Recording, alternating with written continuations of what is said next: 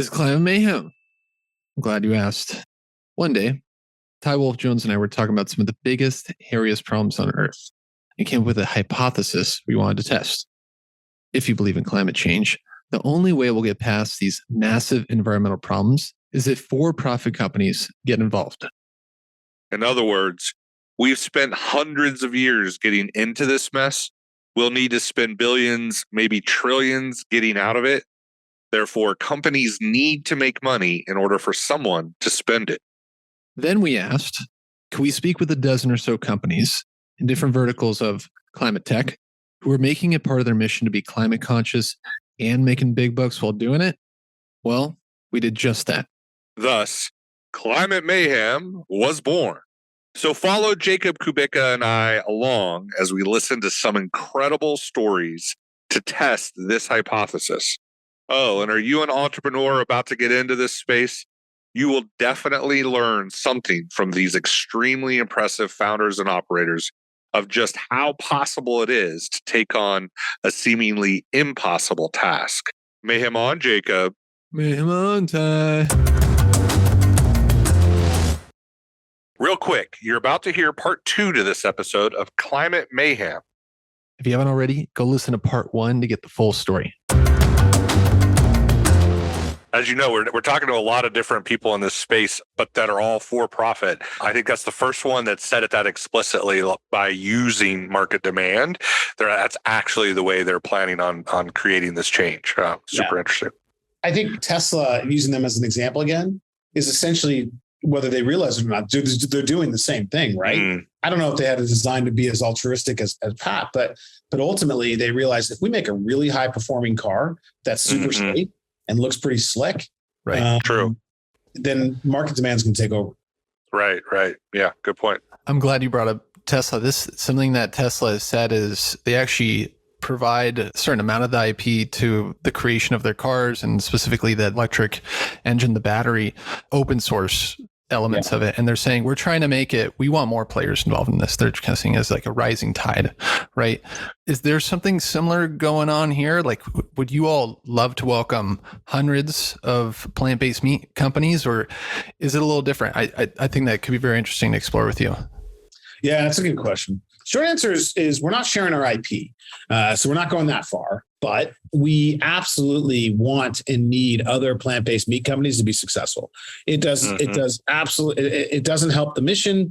It doesn't even help our company if other plant-based meat companies produce less than desirable products and or fail. We need Beyond and Light Life and Gardein and all these other companies to be successful. And so that's really, and we realize that, like we're competing against them right this second for dollars and market share of, what is still, look, if the total addressable market is 8 billion people, but right now the market we have access to is much smaller. It's the market you have access to are the people that are open to trying the product and or eating the product, right? And it's vegetarians and flexitarians and others that have, that are open, right? But let's be honest, right? Like, there's a whole bunch of people that aren't going to be open to this right now. Naturally, we're competing for a smaller piece of the pie than the entire global population, but nonetheless, we absolutely want them to be successful. Interesting. You made me think of, I've been thinking about this a little bit because you mentioned it a second ago, alternative milks, alternative non-dairy milk. Heck, in Seattle here where I am, we have a non-coffee bean coffee, non-coffee based bean. Is this also kind of helping you guys, this idea of alternative sources of foods that we may already know and are used to? I would imagine the non-coffee bean coffee is designed as, because coffee production being around the equator and everything else can be environmentally destructive. I suppose that's the angle with non-coffee coffee. It seems to be as well as the perfect cup of coffee, right? Because they're flavor scientists, they're food scientists that started it, and they can make the perfect cup every time kind of idea as well. I've seen both of those, but it's just an interesting concept of we've got meat coming from different sources, we've got milks coming from different sources, coffees. It seems to be there's a groundswell building here in this alternative sources of food. I would think that would help us as it opens up people's minds. I think that one of the things that's, I think, very true, very apparent to people in the food business is that while science has helped us make our crops more efficient and increase yields and improve farming techniques, we can't sustain the current, like, I don't think the food supply can sustain itself the way it's currently operating, right? We can't, certainly from meat, right? Like 40% of dry land is devoted to animals and animal food production. So roughly, by the way, humans live on less than 1% of land. So, 40% is either crops and or lots for animals, right? Interesting. And if you think about who eats meat now, it's, certainly the first world, one or the other, second world, third world. But basically, as people get wealthier, they consume more meat. And we can't even, like, our planet can't sustain current meat production, certainly can't sustain the meat production projected as the world's population moves more and more into eating meat. So we have to think the way in which we're feeding the planet. And put it in perspective, soy is like something like, I don't know, 1 or 2% of land for crops, and all that soy could feed 2 times the population of the planet, something crazy like that. So we don't need animals to provide enough protein. And I would imagine that, like, coffee, milk, everything else, it's a similar kind of vein, right? It's like, well, can we actually sustain production of this product to meet the growth without having a fundamentally negative impact on our environment? Coffee has to be grown within some degree of the equator. Same thing with bananas. Right.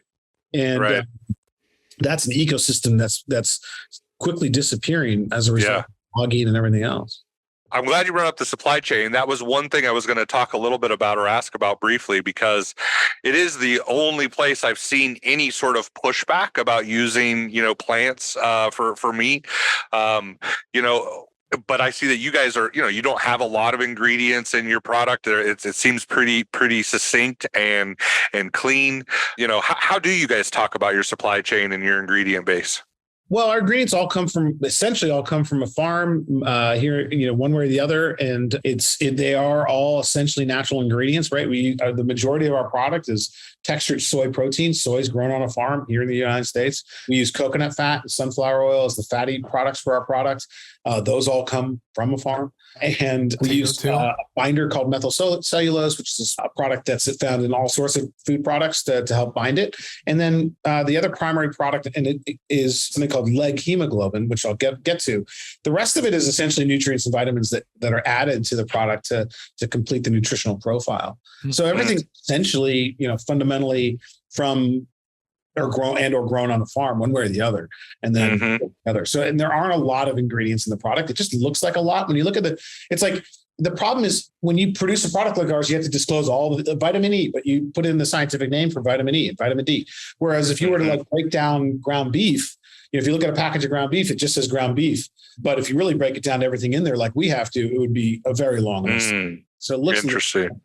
And then leg hemoglobin. Hemoglobin is essentially found in every living thing. It's what makes our blood red.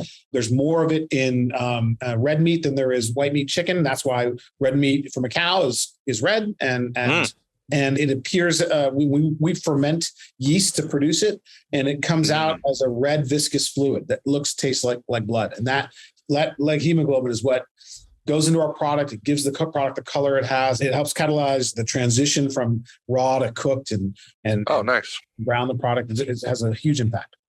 Nice. Yeah.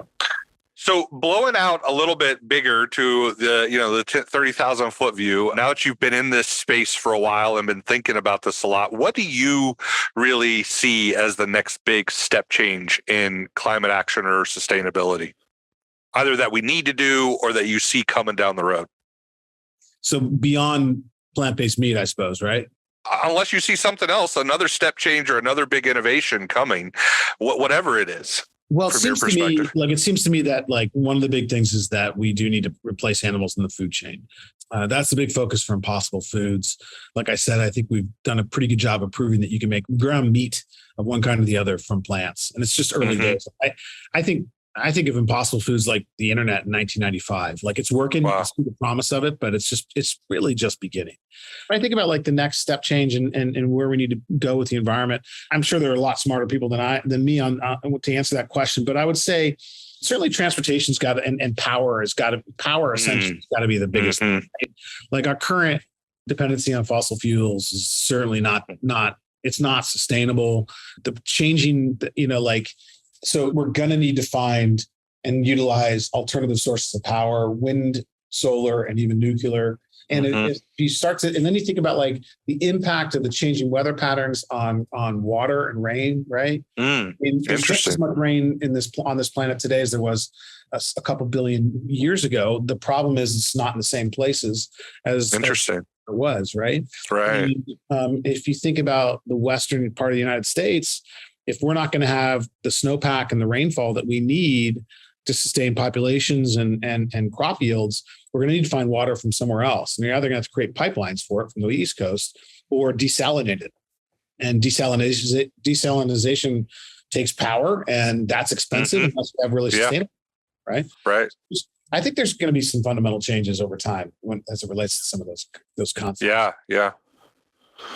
It's a good call. I think we're trying to explore a little bit of all of this. I appreciate that. There's a lot happening in that on all those fronts, but certainly power as it relates to water is a huge deal. Well, and even as you go back to your conversation around supply chain and farming and all of these things, right? It's all there. It's all impacted, right? All of these farms need help in those arenas as well, right? They need power, less diesel powered vehicles, et cetera. So yeah, no, I think it's a good call out for sure. We need impossible for transportation. Yeah. I really do.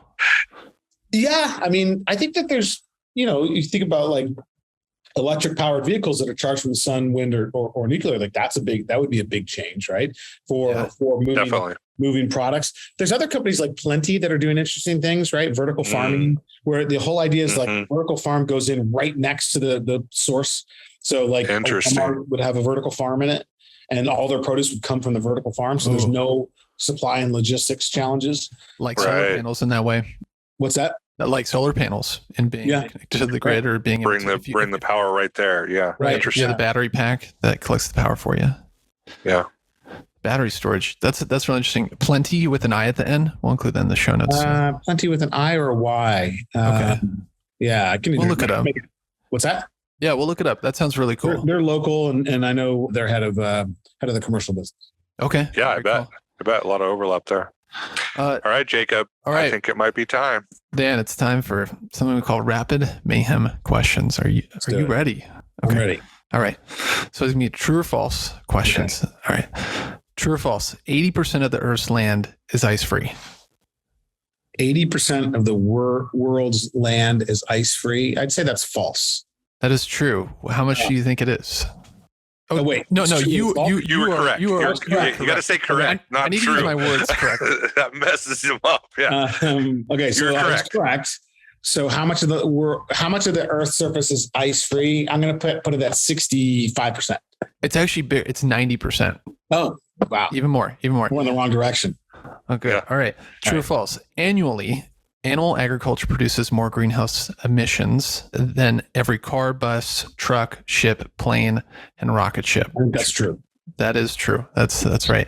She got that from Pat Brown on that, how I built this episode. All right. Thank you, Pat. True or false? China and the US are the countries where meat consumption is growing the fastest.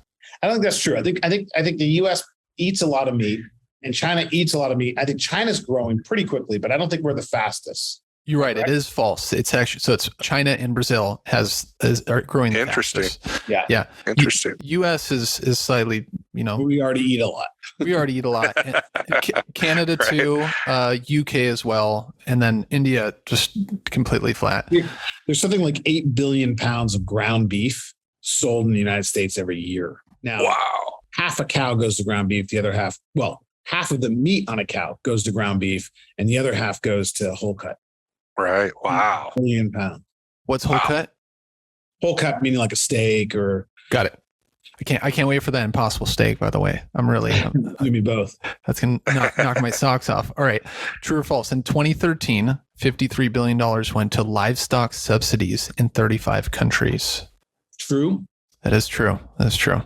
And that's from the book Drawdown. Yeah, that's some subsidies. Maybe we need some a of that lot of subsidies. Yeah, we talk about that ourselves. Yeah. Really. Oh, really? Okay. When do we get subsidies? Yeah, I mean, the Right. meat industry is heavily subsidized, right? Sure. Oh, yeah. Sure. And even then, in COVID, they closed a lot of meatpacking plants with people getting sick and dying because those places are pretty unsanitary. They can be, right? And that raised the price because of all the factories that had to close. Isn't that true? Didn't you notice that? Yeah, I think that is true. I think in shifting demands and shifting demands too. Yeah, I'm fairly certain that there's a point in the future where we look back and go, wait, we used to do what? Right? Like, because most of us are so detached from our food system. We don't know what those slaughterhouses really look like and, how it all works. And I think if you expose people to that, it would probably cut meat consumption in half. But I think that there's a point in the future where people look back at animal meat production and kind of just are just, whoa, I can't believe we did that. I can't believe that. Right. Amen. I agree. All right. Last one. Rapid mayhem question. True or false? Plant-based meat production leads to between 30 to 90% less CO2 emissions than conventional meat. That's true. Right. All right. Excellent. Climate mayhem nice question. Job. Wow. Close. Yeah. Knocked him out of the park. I like it. Not I bad. like it. Not bad. He stumps people sometimes. So yeah, that was a good one. You did well.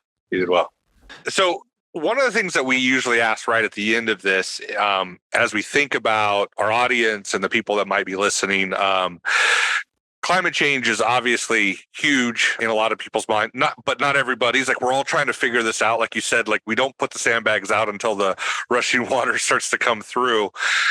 But if I do want to make some changes, or I do want to try to do something, I mean, what is something that a listener could do today? Any soccer mom, any soccer dad, what can we do today that might help impact or stem the tide, as it were, of climate change? So I think the single biggest thing you can do is eat plant-based meat. And I'm paid to say that, but I actually think, right. Okay. So, and I'll put it in perspective. So the airplane I used to fly in the Navy burned enough. It was one airplane. We have thousands of these jets in the United States alone. One airplane would burn enough gas to power one car for a year. Wow. Okay. So whatever you're doing with your electric car or anything else is nothing compared to what we're doing with just one fighter jet. And that fighter jet holds a small fraction of the fuel that a 737 or a 757 or whatever consumes. Right. Sure. It's not that you shouldn't get an electric car. I have a plug-in hybrid myself, and I try to, drive it on electric all I can. But I think that something that's a lot easier and less expensive than an electric car is eat plant-based meat. Even if you replace 10% or 20% or 30% of your meat consumption with plant-based meat, you're going to have a profound impact on the environment compared to virtually anything else you do. Interesting. I haven't purchased. I mean, look, I wasn't exactly a diehard vegetarian or environmentalist before coming to Impossible. I've always been an outdoors person. I've always been environmentally conscious and recycler and all these things, tried to limit my impact on the planet. That's true. But I've gone in and out of being a vegetarian. My wife's been a vegetarian since she was very young. It's hard, man. So it's hard. Yeah. We tended to eat a fair amount of vegetarian meals, but I would consume meat as well. But we haven't purchased ground beef at my house in over 3 years. And I don't miss it. It's part of my job, but it's also like we make everything that we make from ground beef before we use Impossible. And I'm a foodie. I'm into food. I love food. It's one of the reasons I love my job. And I do not miss it. We make chili. I do not miss it. We make bolognese. I do not miss it. So nice. I think that like your average consumer can substitute one meal a week, or better yet, 20 meals, but one meal a week. Sure. Back to the environment. Wow. Great. Love it. And I love the tie back that we started talking about your Navy career and Navy aviation career, and you brought it back. That was a great callback to that. I appreciate it. So where can we find you? Where can we find Impossible, both online, but also elsewhere? Where can we find Impossible these days? We're in over 45,000 restaurants in the United States. Obviously, Burger King, Starbucks are very widely distributed. We're also at White Castle and Red Robin and Cheesecake Factory. Wow. So there's a large number of large chains that carry our product. You certainly can find us there. We're also in 25,000 grocery stores. So there's roughly 40,000 grocery stores in the United States. We're in 25,000 of them right now. Pretty much any grocery store you can think of, including Trader Joe's and Costco, we're there. There's a long tail of grocery stores, roughly 10,000 that are fed through what's essentially distribution. And we're slowly making our way into that part of the ecosystem. Those are the mom and pops and the 1 and 2 and 3 sort of core chains. We're slowly making our way in there, but I think your average consumer can find us. I don't think there's a person in this country where we're not within a mile or two. Nice. I want to plug 2 valuable links for Impossible real quick. So impossiblefoods.com/locations. That's where you can actually just type in your zip code, city. Boom, you can find the closest restaurant or grocery store to you. Maybe you can walk to it, right? And then number 2, impossiblefoods.com/recipes. I just found this morning. You guys have a cookbook, but the recipes in there, you literally never have to turn back to real meat with these recipes. And you can make a chili, you can make it tacos, like you name it, it's there. Super cool. It is cool. We put that book out a few years ago. Chef Jay Michael, who leads culinary here, was a big part of that. He's an awesome chef. That was the Impossible Cookbook, right? That's what it's called? Impossible Cookbook. And those recipes that you find on the website are also, I think many of them, if not all of them, are also in the cookbook. But there's some amazing, you're right. Like if you, I mean, again, probably biased, but I don't think there's anything that anybody's making with ground beef right now that you couldn't make and be wholly satisfied by using Impossible. I don't think there is. Nice. I don't think so either. Dan, thanks so much for coming on. That was amazing. Yeah, that was a lot of fun. That was fun. You guys. I appreciate it. Really appreciate it. Okay. Have a great one. Take care, Dan. Boom. How was that? Well, there's more. So keep listening. We speak with climate tech leaders and change makers in EV, reforestation, solar energy, flood mapping, and a whole lot more. Also, you can give feedback or check out show notes at our website, climatemayhem.com. Thanks for listening and see you next time. Oh, don't forget, if you found this valuable or interesting at all, please hit subscribe. That way we know you're loving it. So just go to Spotify or whatever podcast app you're on. Hit that subscribe button at the top. Production was done by Daniel Steenkamp with cover art by Harrison Glenn. This is Jacob Kubica with my legendary colleague, Ty Wolf motherfucking Jones. Peace out, Climate Mayhem. Out.